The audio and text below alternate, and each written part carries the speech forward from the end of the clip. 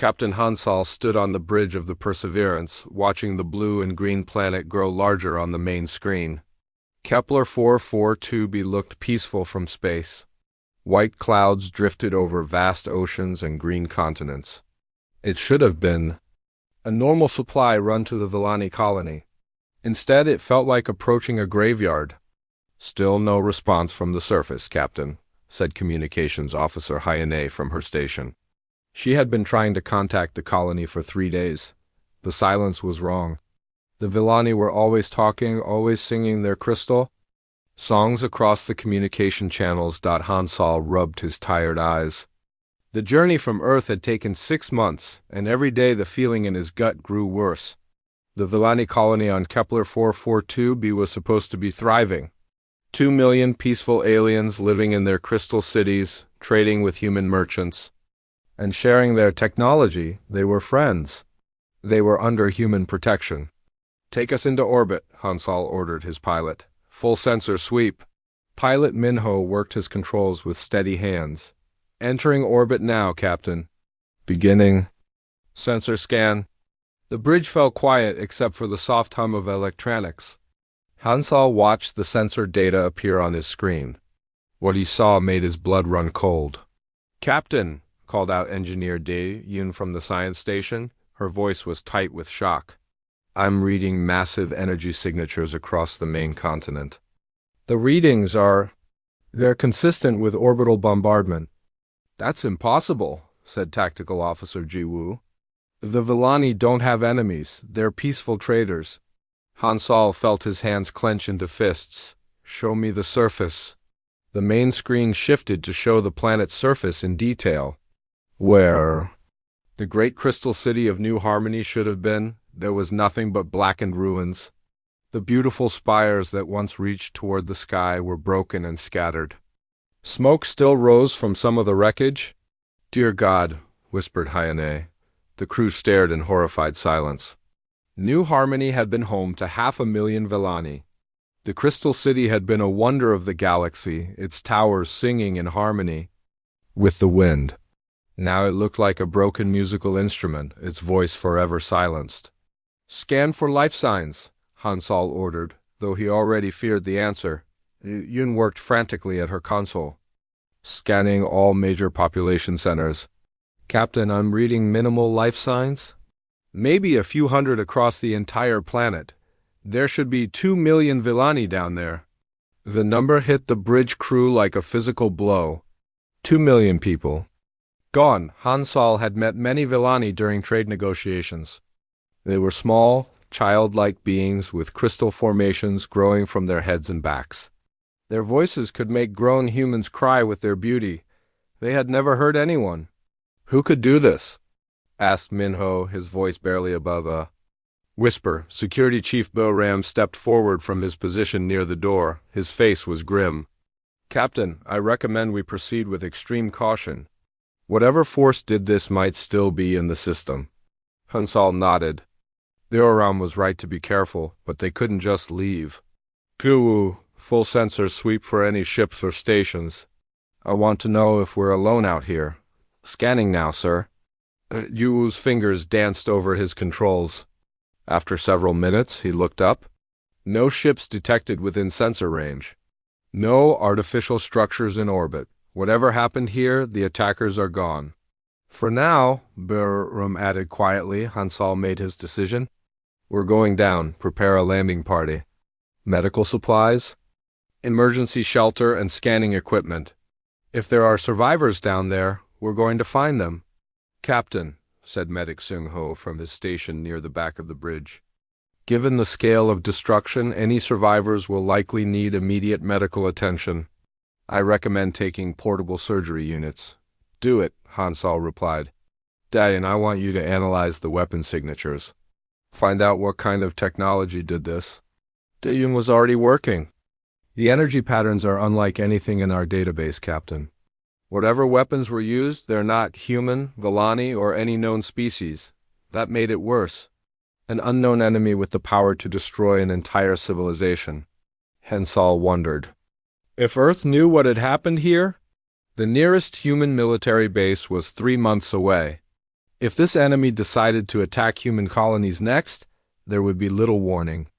The landing party will consist of myself, Ran, Da-Yun, Sung-Ho, and 4 security personnel, Hansal announced.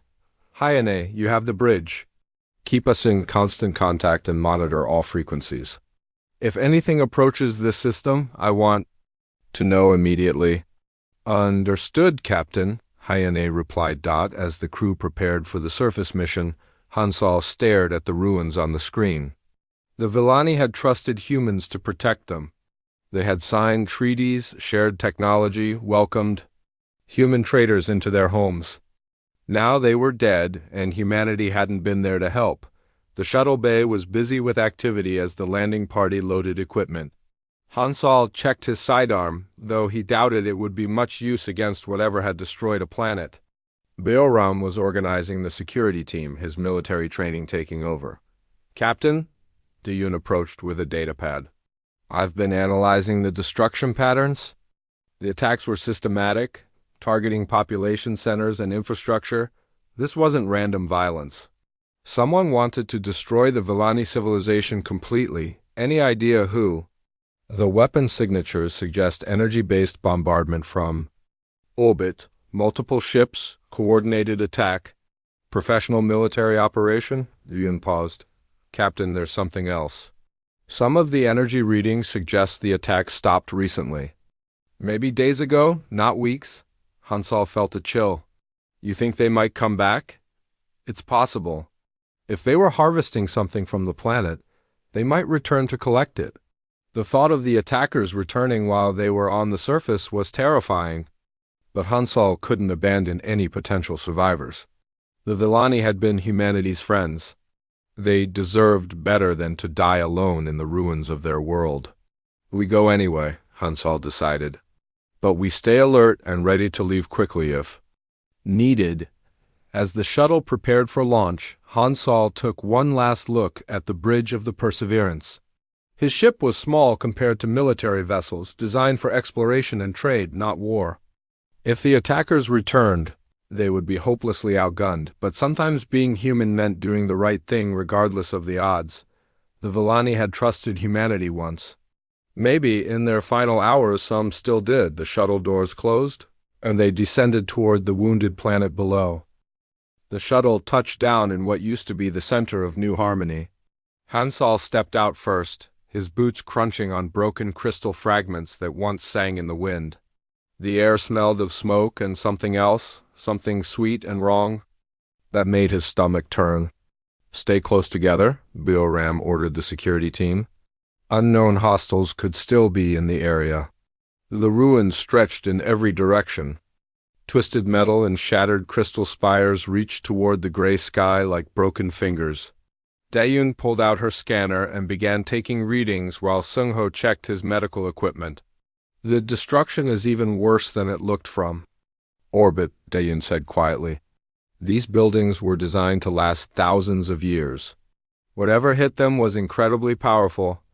Hansal walked carefully through the debris. He had visited New Harmony 3 years ago during a trade mission.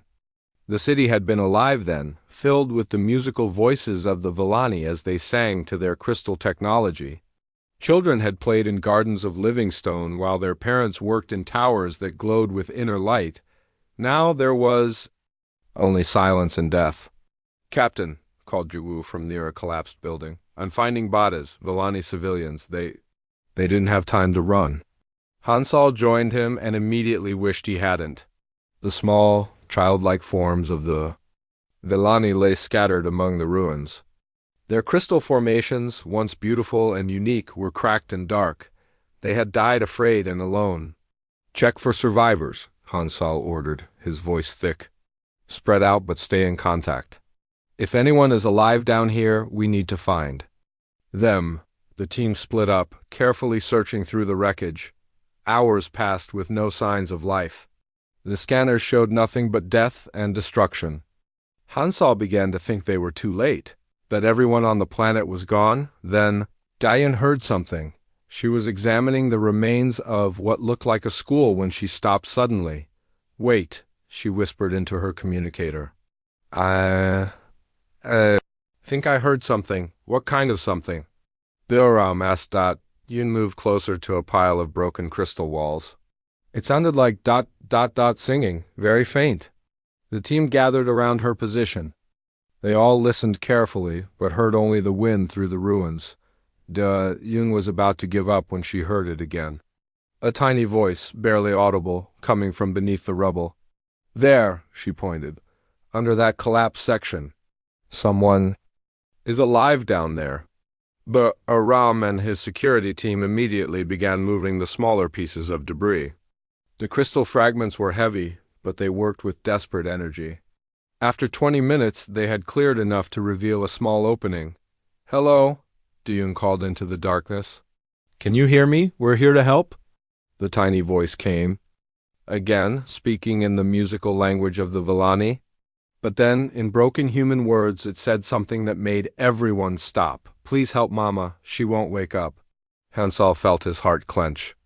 There's a child down there. Keep digging. They worked faster now, carefully removing more debris. The opening grew larger until Dayun could squeeze through with a light. What she found in the small shelter below made her gasp, a young Villani. Child, maybe 6 years old by human standards, sat next to an unconscious adult female. The child's crystal formations were dull and cracked, signs of severe stress and malnutrition. The adult was in much worse condition, barely breathing. Oh, little one, Dayun whispered, reaching out slowly. I'm here to help. The child looked up with large, frightened eyes. Her voice was weak but determined. Are you human? Mama said humans would come? She said humans protect friends. Yes, I'm human. My name is Yun. What's your name? I am Lyria. This is my mama, Naya. The child's small hand touched her mother's face gently. The bad ships came from the sky. They hurt everyone. Mama hid us here, but she got hurt protecting me. Yun's eyes filled with tears. She called up to the surface. Sunho, get down here now. We have 2 survivors, 1 critical. As the medic squeezed into the shelter with his equipment, Lyria watched with fearful eyes. She had obviously been alone with her dying mother for days, maybe weeks. The bad ships took people, Lyria continued in her broken human language. They put them in cages. Mama said they wanted to use our crystal singing for bad things. Crystal singing? Yun asked gently. Lyria nodded weakly. We sing to the crystals and they sing back. The bad aliens wanted to steal our voices. Sunho was working frantically on Naya's unconscious form. She's in critical condition. Severe internal injuries, dehydration, and infection. I need to get her to the shuttle's medical bay immediately. What about other survivors? Hansal's voice came from above. Lyria, are there other people hidden like you? The child shook her head sadly. The bad ships found most hiding places. They had machines that could hear crystal songs from far away. Only Mama and I got away because she stopped singing completely. The cost of that sacrifice was obvious. For a Villani to stop singing was like asking a human to stop breathing. It went against their very nature, but Naya had done it to save her daughter. Can you travel, little one? Dayun asked. We need to take you and your mama to our ship, where we can help her. Lyria looked scared but nodded. You will really help us? Even though we are not human? Of course, Yun said firmly. Friends help friends. As they carefully lifted Naya from the shelter, Lyria grabbed Dayun's hand with her small fingers. Please take me and Mama, human. We have nowhere else to go. The words hit Dayun like a physical blow. This tiny child, who had lost everything, was asking strangers to save her and her dying mother. The trust in her voice was absolute, even after witnessing the destruction of her entire world. We will take care of you, Dayun promised. Both of you, you're safe now. But even as she said the words, Dayun wondered if they were true. Whatever force had destroyed the Villani civilization was still out there. And if they had been harvesting Villani for their crystal singing abilities, they might return to collect any survivors. As they carried Naya toward the shuttle, with little Lyria walking beside them, Hansal made a silent vow. These 2 would not die on his watch. Whatever it took, however dangerous it became, he would see them to safety. The child's tiny voice echoing from the ruins had changed everything. They were no longer just investigating a tragedy. They were now responsible for protecting the last survivors of a genocide. Back aboard the Perseverance, Sung-ho worked desperately to save Naya's life. The medical bay hummed with activity as machines monitored the unconscious Villani woman. Her crystal formations had turned almost black, a sign that her body was shutting down. "How is she?" Hansal asked as he entered the medical bay. "Bad," Sung-ho replied without looking up from his work. "Internal bleeding, severe infection, and her crystal formations are damaged. I've never treated a Villani before, but I'm doing everything I can." Little Lyria sat in a chair next to her mother's bed, holding Naya's hand. Dayan had cleaned her up and given her food, but the child refused to leave her mother's side. Her large eyes watched every machine, every movement. "Will Mama be okay?" Lyria asked in her small voice. "The doctor is very good," Dayan said gently. "He will do everything possible." Hansal knelt down beside Lyria's chair. "Can you tell me more about the bad ships? How many were there?" Lyria's crystal formations dimmed with fear, but she answered, "Many ships, big and dark. They came at night when the crystal cities were singing their evening songs." "What did the bad aliens look like? Tall and gray, sharp teeth." They spoke in angry voices and carried weapons that made terrible sounds. Lyria shuddered. "They put nets around people and dragged them to the ships." "Did they say anything about why they wanted your people?" Lyria nodded sadly. "They said Villani voices could make their machines work better. They wanted to use us like tools." The thought made Hansal sick. The Villani ability to harmonize with crystal technology was a gift, not something to be stolen and enslaved. He was about to ask more questions when alarms started blaring throughout the ship. "Captain, to the bridge," came Hayone's urgent voice.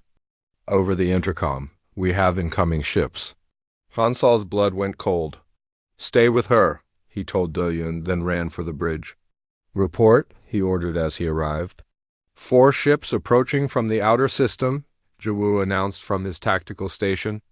"Large vessels, unknown configuration. They're moving fast and heading straight for us." "Could be the attackers returning," Hayane added. "I'm trying to get a better scan." On the main screen, Hansal could see 4 dark shapes against the stars. They were huge, easily 10 times the size of the Perseverance. Even from a distance, they looked menacing. "Any response to our hail?" Hansal asked. "Negative. They're maintaining radio silence." The lead ship was close enough now for detailed scans. Jiwoo's face went pale as he read his instruments. "Captain, these ships match the energy signatures we found on the planet. These are the ones who destroyed the colony." "Time to contact? 12 minutes at current speed." Hansal felt the weight of command crushing down on him. His ship was designed for exploration, not combat. Against 4 massive warships, they wouldn't last 60 seconds in a fight, but they couldn't abandon Naya and Lyria either. "Options?" he asked his crew. "We could try to run," Minho suggested. "Get to the jump point and escape to the nearest human base." "Naya is too critical to move," Sung-ho's voice came over the intercom from medical. "The stress of a jump could kill her." "We stay and fight," Ba-Oram said grimly. "Maybe we can hold them off long enough to get a distress signal out against 4 capital ships?" Wu shook his head. "We don't have enough firepower." Hansal stared at the approaching vessels. Somewhere on those ships might be other Villani, survivors captured and enslaved. The thought of running away and leaving them behind made him feel sick. "Captain," Haine called out, "I'm picking up transmissions between the enemy ships. The translation software is working on it. Put it through." The bridge speakers crackled with harsh alien voices. After a few moments, the computer provided a rough translation. "Korthik Raider Fleet to harvest ship Bone Crusher. Any survivors detected on planet surface?" "Negative, War Leader Gashclaw. Orbital scans show minimal life signs. The human ship may have collected specimens." "Acceptable. We require live subjects for the crystal projects. Capture the human vessel and interrogate the crew." Recover any. Villani survivors. Understood. Beginning attack run. The transmission ended, leaving the bridge in shocked silence. These were raiders treating sentient beings like livestock to be harvested. And now they wanted to capture the Perseverance and everyone aboard. So much for negotiation, Bioram muttered. Hansal made his decision. All hands, battle stations. Seal the ship and prepare for combat, Captain, Minho said quietly. We can't win this fight. Maybe not, Hansal replied. But we can make them pay for it. As the crew prepared for battle, Hansal thought about little Lyria sitting beside her dying mother. The child had lost everything, and now trusted humans to protect her. He would not let that trust be misplaced. What weapons do we have? 2 defensive pulse cannons, forward torpedo launcher with 6 rounds, and point defense systems. Against those ships, it's like throwing rocks at tanks. Then we'll throw very accurate rocks, Hansal said. Target their engines if you can. Maybe we can slow them down. Contact in 5 minutes, Hyone announced. Yun's voice came over the intercom from the medical bay. Captain, Naya is awake. She's asking to speak with you. I can't leave the bridge now. She says it's important. Something about the crystal formations on the planet. Hansal looked at the approaching enemy ships, then made a quick decision. Bioram, you have the bridge. Try to keep us alive for 2 minutes. He ran to the medical bay where Naya was struggling to sit up despite her injuries. Her crystal formations were still dim, but her eyes were alert. Human captain, she whispered in accented human language. The planet. The crystal network is still active, damaged but not destroyed. What does that mean? Villani cities are connected by crystal resonance. If someone with the right harmonic frequency could activate the network... She coughed, her breathing labored. The planet could defend itself. How? Lyria, Naya said, looking at her daughter. She has the strongest crystal song of her generation. If she could reach the central resonance chamber? Mama, no, Lyria said, understanding what her mother was suggesting. I'm too scared. The chamber is in the ruins of the capital, Naya continued. Deep underground, it survived the bombing. The ship shook suddenly as the first enemy shots struck their shields. The battle had begun. There's no time, Hansal said. We're under attack. Take me down, Lyria said suddenly, her small voice filled with determination. If I can help stop the bad ships, I want to try.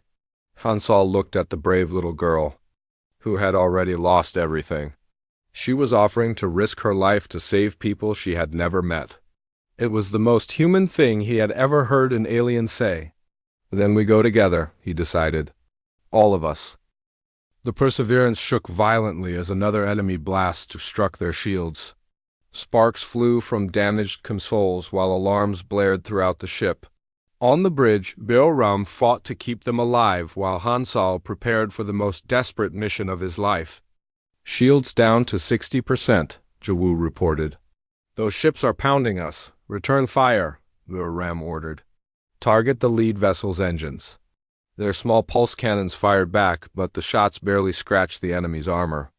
It was like insects attacking giants. In the shuttle bay, Hansal helped Sung-ho move Naya to a portable medical unit. The injured Villani woman was barely conscious, but she insisted on coming to help guide Lyria to the crystal chamber. This is insane, Dayun said as she loaded scanning equipment. We're flying into a battle zone to reach a buried chamber that might not even work. It will work, Lyria said with quiet confidence. Mama taught me the deep songs. I can wake up the crystals. The little girl sat strapped into a shuttle seat, looking tiny but determined. Her crystal formations had begun to glow faintly, responding to her emotions. How long do we need? Hansal asked. Once I reach the central chamber, maybe 10 minutes to activate the full network, Lyria replied. But I have to sing the awakening. Song perfectly or the crystals will stay sleeping. The shuttle launched from the Perseverance just as another enemy salvo struck the ship. Minho piloted them toward the planet's surface while explosions lit up space behind them. Perseverance to shuttle, came Bioram's voice over the radio. Enemy ships are breaking off to follow you. We're buying you what time we can. Hansal watched. On the rear display, as the Perseverance, damaged and outnumbered, turned to face the 4 enemy vessels. His brave crew was sacrificing themselves to give Lyria a chance to save everyone. "Take us down fast," he ordered Minho. The shuttle dove through the atmosphere at dangerous speed. Behind them, 3 of the enemy ships followed, while one stayed to finish off the Perseverance. Green energy beams shot past them as the Korthic raiders tried to destroy the shuttle. "There," Naya whispered weakly, pointing toward the ruins of New Harmony, the central spire. The chamber is beneath it. Minho brought the shuttle down hard in the rubble-filled plaza. Before the engines even stopped, Hansal and his team were moving. Dayun helped carry Naya while Lyria ran ahead, her small feet sure on the broken crystal paths. "The entrance is hidden," Naya said, "under the fountain where the city's heart crystal used to sing." They found the destroyed fountain and began digging through debris. Above them, the enemy ships circled like vultures, firing down into the ruins. Each blast shook the ground and sent crystal fragments flying. "Found it," Bahram called out. He had uncovered a spiral staircase leading deep underground. The walls were lined with dim crystals that flickered weakly. "I can hear them," Lyria said, her eyes wide with wonder. "The crystals are sleeping, but they remember their songs." They descended quickly, following the crystal-lined tunnel deeper into the planet's core. Behind them, they could hear the enemy soldiers landing and beginning their search. "How much farther?" Hansal asked. "Almost there," Naya replied. "The chamber is where all the crystal songs meet." The tunnel opened into a vast underground cavern. Crystal formations covered every surface, from tiny gems to massive pillars that stretched up into darkness. In the center stood a platform surrounded by the largest crystals Hansal had ever seen. "The heart of the network," Lyria breathed. "I can feel it dreaming. What do you need us to do?" Dayun asked. "Just protect me while I sing," Lyria said. "Once I start, I can't stop until the awakening is complete." Hansal and Bahram took positions at the tunnel entrance while Lyria walked to the central platform. The little girl looked even smaller, surrounded by the massive crystals, but her voice was strong as she began to sing. The sound was unlike anything Hansal had ever heard. It wasn't just music, it was pure harmony given voice. The crystals around the chamber began to glow in response, their light growing brighter with each note. "Enemy soldiers entering the tunnel," Bahram reported. "They found us." "How long does she need?" Hansal asked. 7 more minutes, Naya said weakly. "The network is vast. Each crystal must be awakened individually." The sound of boots on stone echoed from the tunnel. The Korthic soldiers were coming fast. Hansal checked his weapon and prepared for a fight they couldn't win. "Wait," Dayun said suddenly. "The crystals are responding to her song. What if we could amplify it somehow?" "Amplify how?" "Human technology. Our communicators work on harmonic frequencies. If I could link them to the crystal network?" Dayun pulled out her scanner and began connecting it to nearby crystals. The device sparked and hummed as she worked frantically to create a harmonic bridge between human technology and Villani crystal science. 5 minutes, Naya whispered. The first Korthic soldiers appeared at the tunnel entrance. They were tall and gray-skinned, with sharp teeth and cruel eyes. Their weapons hummed with deadly energy. "Surrender the crystal singer," their leader commanded in broken human language. "Come with us and live." "Not a chance," Hansal replied, opening fire. The battle was fierce but brief. Human weapons against Korthic technology was no contest. Within minutes, Bahram was wounded and Hansal was running low on ammunition. 3 minutes, Naya said. More enemy soldiers poured into the chamber. They had orders to take Lyria alive, which was the only thing keeping her safe. But once they captured her, she would become a slave like the other Villani. "Got it," Dayun shouted suddenly. Her makeshift amplifier connected to the crystal network, and Lyria's song exploded outward through the planet's core. The effect was immediate and dramatic. Every crystal formation on the planet began to sing in harmony. The network that had been sleeping for weeks suddenly blazed to life with power beyond imagination. Above ground, massive crystal spires rose from the ruins, their tips glowing like stars. Ancient defense systems came online, filling the sky with protective energy fields. The Korthic ships, caught completely off guard, found themselves surrounded by a planet-wide defensive grid. Beams of crystalline energy struck their vessels, overwhelming their shields and crippling their engines.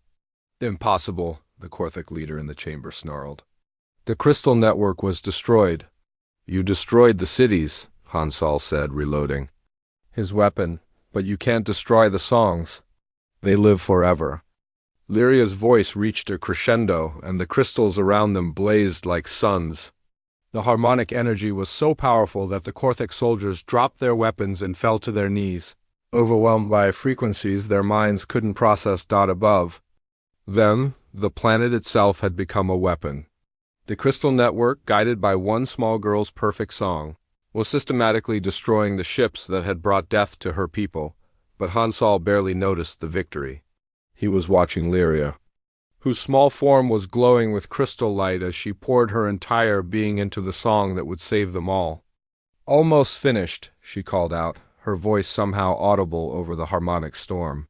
"The crystals are singing together again." As the last notes of her song echoed through the chamber, the little girl collapsed from exhaustion. The crystals continued to sing, but softer now, maintaining the defensive grid without her direct control. "Is it over?" she asked weakly. Hansal knelt beside her and smiled. "Yes, little one, you did it. You saved us all." Through his communicator he could hear cheers from the Perseverance. The enemy ships were either destroyed or fleeing. The planet was safe, but the cost had been enormous. The effort of awakening the entire crystal network had drained Lyria completely. She was alive, but barely. "The crystals will protect the planet. Now," she whispered, "they remember their duty." As they prepared to carry her back to the surface, Hansal realized something important had happened here. A little girl's courage and a human crew's determination had created something new. They had shown that different species could work together to defeat any enemy. The galaxy would never be the same. The medical bay of the Perseverance was crowded and chaotic. Sunho worked frantically between 3 critical patients while sparks still fell from damaged ceiling panels. The ship had survived the battle, but barely. Lyria lay unconscious on one medical bed, her crystal formations dim and flickering. The effort of awakening the planetary defense grid had pushed her small body beyond its limits. Sunho monitored her vital signs with worried eyes. "How is she?" Hansal asked, his own arm in a makeshift sling from the firefight in the crystal chamber. "Exhausted but stable," the medic replied. "She needs rest and time to recover." "What she did down there, I've never seen anything like it." On another bed, Naya was slowly regaining strength. The successful activation of the crystal network seemed to have helped her healing process. Villani physiology was connected to their planet's crystal formations in ways humans didn't fully understand. "My daughter," Naya said weakly. "Is she ... She's fine," Dayun assured her. "She saved us all." Through the medical bay windows, they could see the planet's surface glowing with soft crystal light. The defensive grid was still active, turning the ruined world into a fortress that no enemy could approach. "Casualty report," Hansal requested over the intercom. Ba'aram's voice came back heavy with loss. "We lost Minho during the space battle, Captain. His sacrifice saved the ship when he rammed his fighter into the enemy flagship's main weapon. 2 other crew members are seriously injured." Hansal closed his eyes. Minho had been young, barely 25, with a whole life ahead of him. He had died protecting people he had never met, simply because it was the right thing to do. And the enemy ships? 3 destroyed, 1 heavily damaged and retreating. But Captain ... Ba'aram paused. Before the last ship fled, it sent out a long-range transmission. "The Korthic Empire now knows what happened here." That was the news Hansal had been dreading. The Korthic were a militaristic species that controlled dozens of star systems. They wouldn't ignore the destruction of an entire raiding fleet. What did the transmission say? Ji Wu was monitoring their communications, Ram replied. The ship reported that humans had interfered with their harvesting operation and cost them valuable assets. The message included our ship's identification and heading. Hansal felt a cold weight settle in his stomach. By saving the Villani survivors, they had declared war on an empire that could crush humanity's scattered colonies without effort. Captain, Hyone's voice came over the intercom. I'm receiving a transmission from the fleeing Korthik vessel. They want to talk. Put it through. The speakers crackled, then filled with a harsh alien voice speaking accented human language. Human. Vessel Perseverance, I am War Leader Gashclaw of the Korthik Empire. You have interfered with legitimate salvage operations and destroyed military assets. Legitimate salvage? Hansal replied angrily. You committed genocide. The Villani were a failed species, too weak to defend themselves. We gave their lives purpose by harvesting their abilities. You have stolen valuable property from the Empire. Sentient? Beings aren't property. Gashclaw's laugh was like grinding metal. Your naive human morality will be your destruction. The Empire has marked your species for retaliation. We will find your colonies and show you what happens to those who interfere with Korthik operations. Is that a threat? It is a promise. Your ship carries the scent of our escaped property. We will follow that scent to every human world until we have collected full compensation for our losses. The transmission ended, leaving the bridge in tense silence. Hansal realized with growing horror that by saving 2 Villani survivors, he might have doomed entire human colonies to the same fate that befell New Harmony. Captain, Dayun said quietly from the medical bay, Naya wants to speak with you again. Hansal found the injured Villani woman struggling to sit up despite her wounds. Her crystal formations were glowing brighter now, fed by the planet's restored energy grid. I heard the transmission, she said. I'm sorry. We never meant to bring danger to your people. It's not your fault, Hansal replied. We made the choice to help you. But now your species will suffer because of us. Tears fell from Naya's large eyes. The Korthik never forget. Never forgive. They will hunt humans across the galaxy. Then we'll fight them, Naya shook her head sadly. You don't understand. The Empire controls hundreds of worlds. They have fleets that could darken your skies. Humanity is brave, but you are not ready for this war. Maybe not, Hansal admitted. But we couldn't leave you to die. Why? Naya asked. We are not your species. Our worlds are far apart. Why risk everything for strangers? It was a question Hansal had been asking himself since the rescue began. Why had he and his crew thrown away their safety for people they barely knew? Because it was right, he said finally. Because someone had to stand up to the monsters. Because that little girl asked us to help, and we couldn't say no. Naya was quiet for a long moment. Then she spoke in a voice filled with wonder. My people have ancient songs about a warrior race that would come from the stars. Beings who would fight not for conquest or profit, but simply because others needed protection. We thought they were myths. We're not warriors, Hansal said. We're just explorers who got in over our heads. No, Naya said firmly. You are exactly what the songs described. The species that chooses to fight when fighting means death. The people who cannot turn away from suffering, even when wisdom says they should. Little Lyria stirred on her medical bed, awakening slowly. Her first words were typical of a frightened child. Are the bad ships gone? Yes, little one, Dayun said gently. You scared them away. Good. Lyria sat up carefully, her crystal formations still dim but stable. Are we safe now? Hansal exchanged glances with the adults in the room. How could they explain to a child that her rescue had started? A war? That the entire human species might now pay the price for their compassion? We're working on it, he said finally, but as reports came in from across the ship, Hansal realized their problems were just beginning. The Perseverance was damaged and low on supplies. They were weeks away from the nearest human base, and Korthak forces might already be moving to intercept them. Worse, the enemy now knew that humans would fight to protect other species. That knowledge would spread throughout the Korthik Empire, marking humanity as a threat to be eliminated. "Captain," Bioram's voice came over the intercom. "Long-range sensors are detecting movement in nearby systems. Multiple ship formations. Heading in our direction. Korthek? Unknown, but the signatures are consistent with military vessels. Estimated time to arrival, 6 days." Hansal looked at the two Villani survivors they had risked everything to save. Naya was weak but recovering. Lyria was just a frightened child who had already shown more courage than most adults. They had saved 2 lives and awakened a planet's defenses. In return, they might have doomed their entire species to war with a superior enemy, but looking at Lyria's trusting face, Hansal couldn't bring himself to regret the choice. Some things were worth any price, even if that price was measured in entire civilizations. "Set course for the nearest human colony," he ordered. "Maximum speed." "Sir," Heine said hesitantly, "if we lead the Korthek to human territory, then humanity will have to decide what kind of species we want to be," Hansal replied.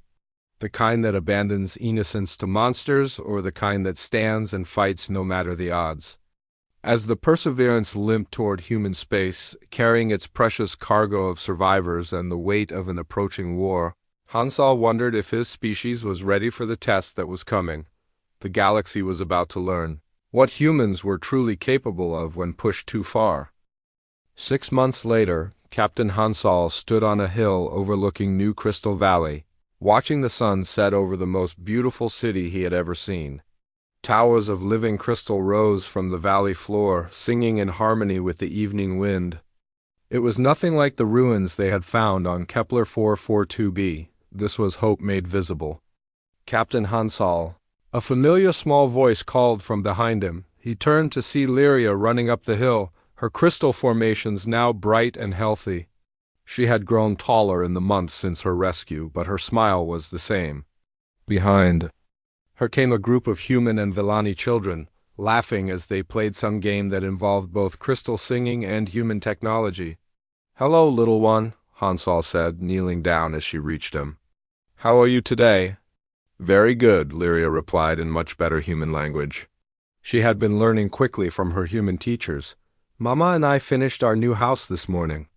Would you like to see it?" "I would love to." Lyria took his hand and led him down into the valley. The settlement was bustling with activity. Human engineers worked alongside Villani crystal singers to build homes that were both practical and beautiful. Children of both species played together in gardens where earth flowers grew next to singing crystal trees. "There," Lyria pointed to a modest crystal dwelling near the center of town. Mama made it sing the song of home. Through the translucent walls, Hansal could see Naya working at a crystal formation that glowed with warm light. She had recovered completely from her injuries and now served as a teacher, helping other Villani refugees adapt to their new life. "How many of your people are here now?" Hansal asked. 47, Lyria said proudly. "The rescue ships keep finding more survivors hidden on other worlds. Yesterday, they brought back 5 children who were found on a Korthik prison station. The rescue operations had been humanity's answer to the Korthik threat. Instead of waiting for war, human ships had begun searching for Villani survivors throughout the galaxy. Each rescue mission was dangerous, but volunteers never seemed to run out. "And how do you like living with humans?" Lyria's crystal formation sparkled with happiness. "I love it. Human children are funny and loud, and they teach me games. They don't mind that I'm different." As if summoned by her words, a group of human children came running over. Among them was Jaesung, the 8-year-old son of a colony administrator. "Lyria, come help us," Jaesung called out. "We're trying to make the crystal fountain work, but we can't get the frequencies right." "Coming," Lyria replied, then looked back at Hansal. "They're building a fountain like the ones on my old world, but they need crystal singing to make it work properly." She ran off with her friends, their laughter echoing across the settlement. Hansal watched them go with a mixture of pride and worry. The children had adapted to their mixed community with remarkable ease. It was the adults who struggled with the implications of what they had started. Captain, a voice called from behind. Him.Han-Sol turned to see Commander Yunesio approaching. She was the military liaison assigned to oversee the settlement's defenses. Her expression was serious. "What's the latest from Earth?" Hansal asked. "Mixed news," Yunesio replied. "The Korthak have attacked 3 more human colonies in the past month, but each time local defenses held them off. Word is spreading that humans won't back down." "Any word on the new alliance talks?" "That's the good news. The Altarian Republic has agreed to join the defensive pact. Apparently, they were impressed by our rescue of the Villani survivors. Several other species are considering similar agreements." Hansal nodded. The war with the Korthak Empire had forced humanity to seek allies among the galaxy's peaceful species. Many had been impressed by humanity's willingness to fight for others rather than for conquest. "The bad news?" he asked. "The Korthak are adapting. Their latest attacks show new tactics and better technology. Intelligence thinks they're preparing for a major offensive." Before Hansal could respond, another familiar voice joined the conversation. "Captain," Naya said, approaching with Dayun and Sung-Ho. "Perfect timing. We wanted to show you something." The group walked to the settlement's central plaza, where a magnificent crystal formation rose toward the sky. It was similar to the communication spires from the old Villani cities, but somehow different. "What is it?" Hansal asked. "A memorial," Naya explained. "For all those lost in the raids and for the humans who died saving us, but it's also something more." She placed her hand on the crystal base and it began to glow. Lyria and several other young Villani joined her, adding their voices to a harmonic song that made the crystal sing in response. "It's a beacon," Dayan said, her eyes shining with tears. "The song travels through subspace, carrying a message across the galaxy." "What message?" "That there are people who will fight for strangers," Naya replied. "That evil can be resisted. That hope exists." As the crystal song grew stronger, Hansal could feel something changing in the air around them. Other crystal formations throughout the settlement began to respond, creating a network of harmonic energy that reached far beyond the planet. "We've been receiving responses," Hayone said, joining the group. "Other species, other survivors. They're hearing the beacon and following it here." "A gathering place for refugees?" "More than that," Naya said. "A symbol. Proof that different species can work together against those who would destroy and enslave." Little Lyria broke away from the crystal song and ran to Hansal. "Do you want to know what I'm going to be when I grow up?" she asked. "Tell me." "A protector," she said with absolute certainty, "like humans. I want to help save people who can't save themselves." Hansal felt his throat tighten with emotion. This small child, who had lost everything, wanted to dedicate her life to protecting others. It was the most human sentiment he had ever heard from an alien. "That's a wonderful dream," he said. "It's not just a dream," Lyria replied seriously. "Mama and the other adults are teaching me and the other children how to use crystal networks for defense. We're going to make sure what happened to our old world never happens again." "And if the bad ships come here?" Lyria's crystal formations blazed with determination. "Then they'll find out what happens when they attack a place that humans protect." As evening fell over New Crystal Valley, Hansal watched the memorial beacon send its message of hope across the stars. In the distance, he could see human and Villani families sharing dinner, their children playing together without a thought for the differences between species. "Captain," Boatram approached with a communication device. "Priority message from Earth Command." Hansal took the device and read the brief message. Then he smiled for the first time in weeks. "What is it?" Dayun asked. 3 more species have joined the alliance.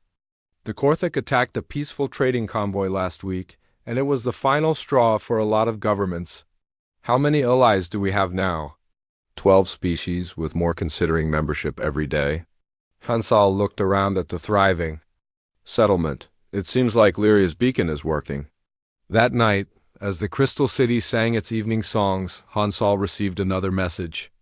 This one was from a Korthak deserter, a soldier who had grown sick of his empire's endless cruelty.